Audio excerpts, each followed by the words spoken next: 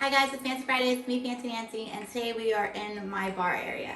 And so I kind of want to talk about how to style a bar with like glasses and bottles and that kind of thing. So here is the bar area. We do have open glass cupboards, so you do want this to look organized. And so therefore, what I've done to style this is I've kind of grouped things in categories of like 3s and 4s.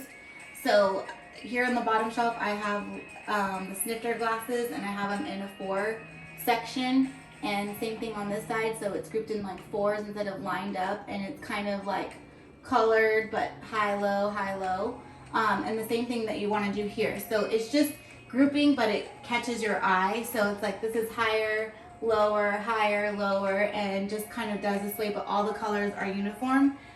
And so when you close the glass door like this, it looks like it is uniform all in one. Up here is kind of like a his and her section. On this side I have the gold, rose gold fancy cups over here. So I have more of the girly champagnes up there, and then we have the different sizes here, so low, high, low.